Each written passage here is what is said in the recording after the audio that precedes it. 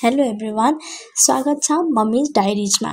आजको भिडियोमा हामी कुरा गर्दैछौँ नर्मल डेलिभरीपछि आमाको हेरचाह, खानपिन, आराम र श्रीमान र परिवारको भूमिकाबारे। डेलिभरीको समयमा आमा शारीरिक रूपमा मात्रै होइन, मानसिक रूपमा पनि थकित हुन्छन्। यस्तो बेला उनीलाई परिवार, श्रीमान र साथीभाइबाट माया, साथ र समझदारीको ठूलो आवश्यकता पर्छ। यो भिडियो खास गरी ती श्रीमान र ती परिवारका सदस्यहरूको लागि हो जसले सुत्केरीलाई अझ राम्रो साथ दिन चाहनुहुन्छ। एक आमा डेलिभरी पछि शरीर भर्खरै ठूलो लडाईबाट फर्केकी हुन्छन्। रगतको कमी, हर्मोन परिवर्तन, गर्भाशय सानो हुँदै जाने प्रक्रिया आदि। त्यसैले कम्तीमा 40 दिनसम्म सुत्केरी आमालाई शारीरिक र मानसिक आराम अत्यन्त आवश्यक हुन्छ। शरीर बलियो नभएसम्म घरमै बस्नु पर्दछ। दिनको केही समय घाम ताप्न आवश्यक छ, जसले शरीर दुखाइ कम हुन्छ र हड्डी बलियो हुन्छ। सुत्केरी शरीरलाई तेल लगाएर मसाज गर्दा पनि हड्डी दुख्ने समस्या कम हुन्छ। घाउको राम्रोसँग सरसफाइ गर्ने, नुन हालिएको तातो मनतातो पानीले सफा गर्नु पर्दछ। हाम्रो नेपालमा चाहिँ आमालाई नरनपछि चोख्याउने भन्ने चलन छ। त्यसकारण चाहिँ कपडा, ओछ्याउनाहरू सफा राख्नु पर्दछ ताकि बच्चा र आमालाई संक्रमण नहोस्। सुत्केरी आमाले कस्तो कस्तो खानपिनहरू खानु पर्दछ भन्दा आमाले जे खानुहुन्छ बच्चाले पनि त्यही खाइरहेको हुन्छ भन्ने मान्यता राख्नु पर्दछ। तसर्थ आमाले खाएको हरेक कुरा पौष्टिक, पच्न सजिलो र तातो हुन आवश्यक छ। किनकि जति तातो खानेकुरा खायो, तातो खानेकुराले दूध बगार्छ र बच्चाले पनि आरामले दूध खान पाउँछ। खान मिल्ने कुराहरू के हुन् भन्दा घिउ हालिएको खिचडी, झोलदार दाल, भात, मेथी, अजवाइन, जिरा, अदुवा हालिएको सुप र दूध, सागपात, बदाम, काजु, ओखर, छुर्पी, तातो पानी, जिरा पानी, ज्वानोको झोल, स्याउको रस जस्ता घरेलु पेय पदार्थ हामीले सुत्केरीलाई खान भन्छौँ। यी खानेकुराले शरीरमा बल दिन्छ, स्तनपान राम्रो हुन्छ र गर्भाशय छिट्टै पुरानो अवस्थामा फर्किन्छ।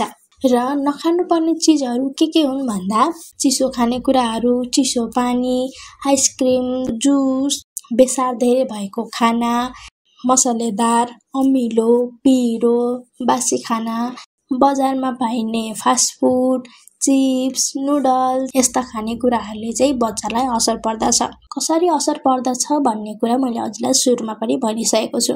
तपाईले जे खानुहुन्छ त्यो खानेकुरा तपाईको स्तनबाट बच्चाले पिउँदछ। तपाई जे खानुहुन्छ त्यसको प्रोटिन, त्यसको पिरो, त्यसको मसलेदार जे तपाईले खानुहुन्छ त्यसको असर चाहिँ दूधमा परेर बच्चालाई जान्छ। त्यही भएर तपाईले पिरो खानु भएको बेलामा बच्चाले दूध खान मान्दैन, किनकि तपाईको दूधबाट पिरो गएको हुन्छ। त्यसैले तपाईको बच्चाले दूध खान मान्दैन, खुवाउन खोज्दाखेरि रुने यस्तो हुन सक्छ। त्यसैले चिसो नखानु। चिसो खाँदाखेरि पनि तपाईको दूधबाट चिसो गएर बच्चालाई रुगा, खोकी लाग्न सक्छ। मसलेदार पिरोले पनि दूधबाट पिरो, मसलेदारले पनि पिरो गराउन सक्छ। बच्चालाई ग्यास गराउन सक्छ, पेट पोल्ने अवस्था हुन सक्छ, बच्चा धेरै बेरसम्म रुने हुन सक्छ। त्यसकारण चाहिँ तपाईले खानेकुरामा धेरै ध्यान दिनु पर्दछ। अब अर्को कुरा गरौँ श्रीमान र परिवारको भूमिका। सुत्केरीले सबैभन्दा बढी खाँचो राख्छिन् माया र समझदारीको। शारीरिक पीडालाई मानसिक हिम्मतले जित्न सकिन्छ। त्यसैले श्रीमान र परिवारले आमालाई बलियो बन्न सहयोग हुन्छ। खाना समयमा बनाउने र खुवाउने गर्नु पर्दछ। बच्चालाई के चाहिएको छ, बच्चाले के खोजिरहेको छ भन्ने कुरा आमाले पहिलोचोटि बच्चा जन्माउनु भएको छ, उहाँलाई केही थाहा हुँदैन। तर अहिले पहिलोचोटि नयाँ आमा बन्ने छिन्, उनलाई केही थाहा छैन।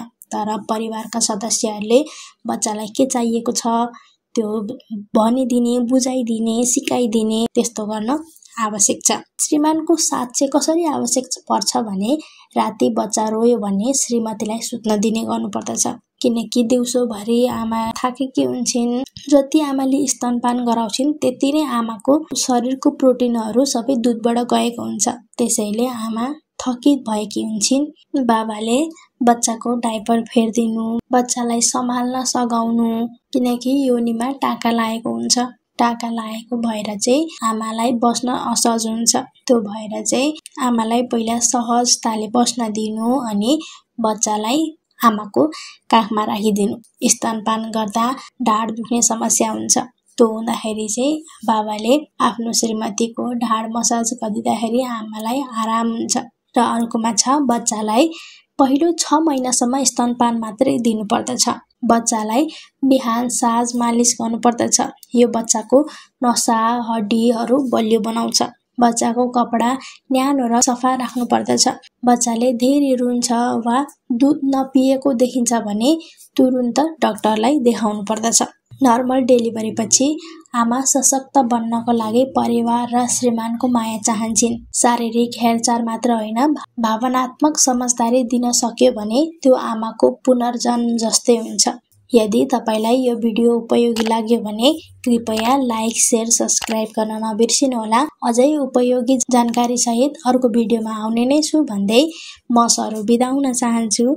धन्यवाद।